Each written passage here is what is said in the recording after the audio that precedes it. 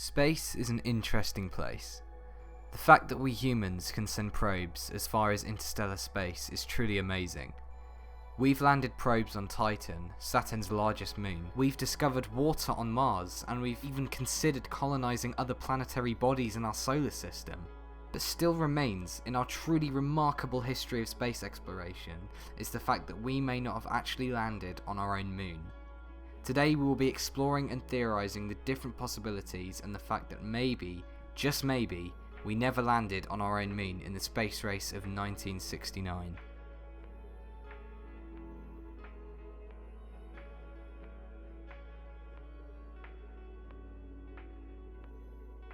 I think we need to ask more questions. Conspiracy theorists are great at pulling the truth out somewhere. They will ask the right questions. If they don't get the right answers, then they will come up with their theories, which normally brings out an element of truth from those that they're trying to conspire against. There's too much evidence to prove that we did go there. If you've got a telescope, you can actually see some of the landing sites. You can see the launching pads for the modules. It's all there. So, yep, I've heard rumours that we could have sent up a satellite and dropped a rocket or something onto the moon to place those in the right place to add authenticity to it, but no. 1 in 4 people believe that the moon landings were faked. There are hundreds and hundreds of different theories that suggest that we never went to the moon, but there is also apparently irrefutable evidence that we did go to the moon. So today we'll be covering some of these popular theories and tackling the different sides people have taken in this never-ending debate. Well, the whole point of the Apollo missions were to bankrupt the Soviet Union and end the Cold War, which it did successfully. Well, that's what all they wanted to do, was to get rid of the USSR by essentially winning the Cold War. And they did that, and I think that was achieved by possibly sort of lying to the public and therefore the world about specific details of the moon landings and the Apollo missions. I mean, they definitely went up into space. I definitely think that they went round the orbit. I'm just skeptical about orbit the moon. I'm just skeptical about the landings. For future things, because of the way like the US government are and like how big their constitution is and how everything's like kind of kept in secret, I believe it should be questioned, but I do believe that the moon landing and 9/11 was probably ridiculous with all the conspiracy theories about it. Adding conspiracies brings people into discussion.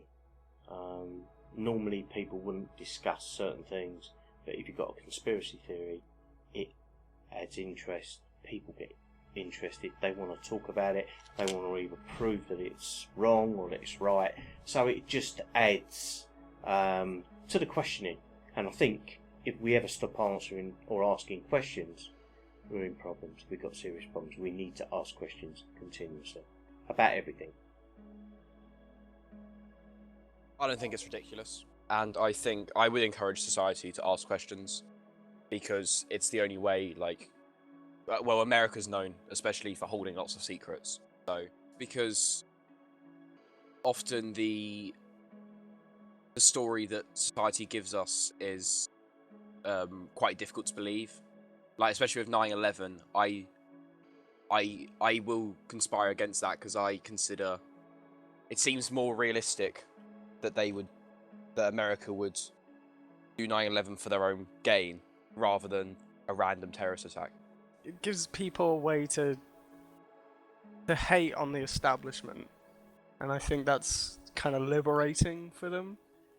But ultimately, it's not constructive. Like, you're never going to be able to do anything if you find out that 9/11 was actually fixed by like Americans themselves and not terrorists. Like, all you're going to know is, oh wow, there's a lot of terrible people in the world, which everyone already knows.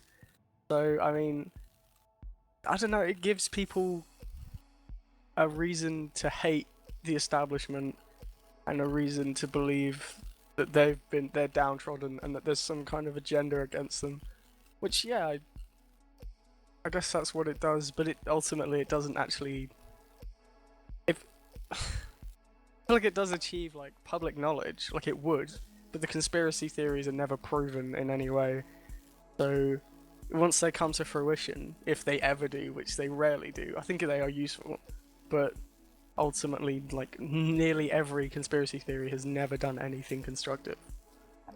I definitely wouldn't discourage conspiracy theorists or anyone questioning anything which, is official or has come out from the government, because it's not always 100% true, or it may not be. We don't know. I remember my dad letting me stay up late to watch it. There was me, my dad, my grandfather, who was convinced at the time that it was all Hollywood, and we never went to the moon. It was all poppycock, as he used to say.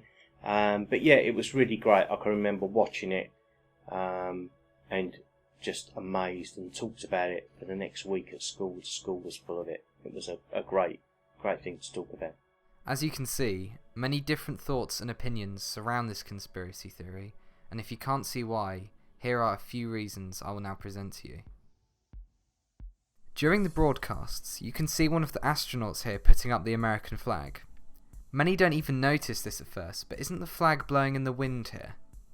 There's no wind on the moon, so how is this even possible? Well, many believe the flag was just crumpled, and due to the lack of gravity on the moon, it looks like the wind is blowing it around, but it's not. NASA have actually addressed this with, I quote, "The flag was stored in a thin tube. The rippled effect was caused by it being unfurled, and there were also rods in the flag to keep it taut so it stands straight in the air." Well, what do you think? What's wrong here in this picture? Most people would say nothing. It looks completely normal. But others have pointed out that this strange looking flare is in fact one of the studio lights that were used in producing this hoax. They believe it was filmed in a soundstage, but reasons for the strange anomaly could boil down to the fact that maybe there was just a processing glitch when producing the photos, or maybe someone accidentally touched the raw image. There are so many different possibilities as to why this anomaly could actually be here. What do you think? Now, how would NASA fake zero gravity? Seems impossible in the time period that they were in at the time, but many people still believe they pulled it off. Look at this footage. Seems normal. Zero gravity? Pretty cool. Now let's speed it up by 2.5 times the original. To some, this looks like they just slowed down the normal footage. Others also see ropes and harnesses pulling the actors up. Look at this clip. The astronaut looks like he gets pulled up by a digitally edited out rope. What do you think? This picture is truly amazing.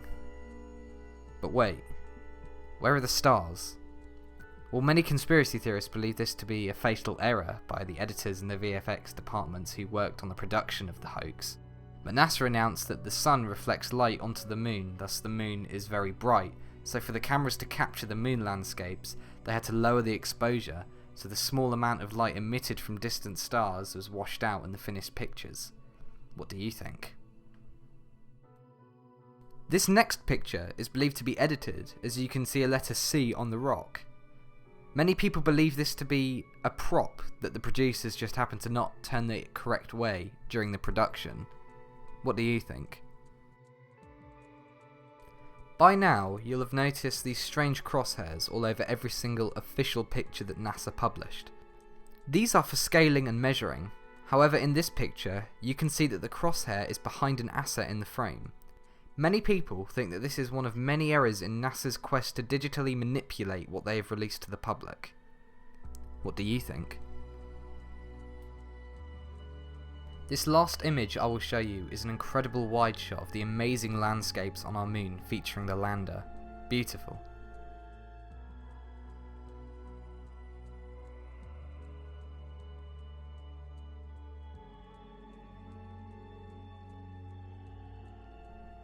Here is another picture of more landscape with some rocks in the foreground. Now I'm going to show you something extremely compelling. I'm going to put these two pictures together with the opacity at 50%.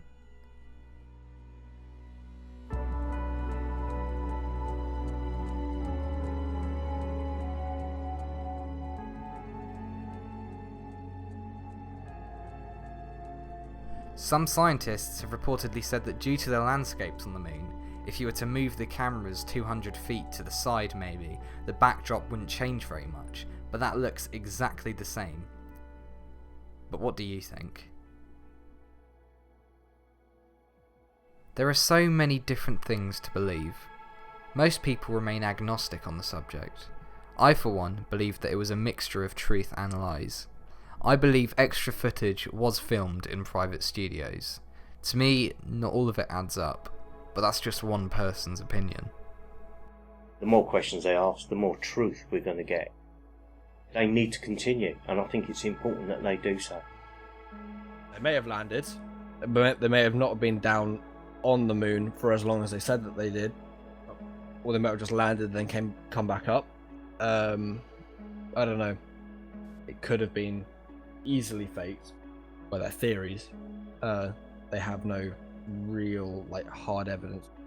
It's good to conspire, definitely, because it gives you a different perspective.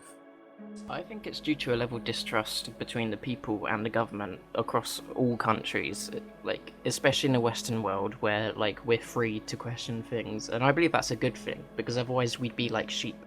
I wouldn't discourage it. I think it's kind of childish, and it's a lot of the time irrelevant to you as a person. I feel like you should be working on something that could improve your life. But to discourage it is, I don't know, people should be able to do what they want, and even if I think it's stupid, then that's just me, isn't it? I think it's probably because of how large a feat it was, especially at the time. I mean, even though I believe in the moon landings, I still obviously realise that it was a ridiculous thing to be able to do 45 years ago.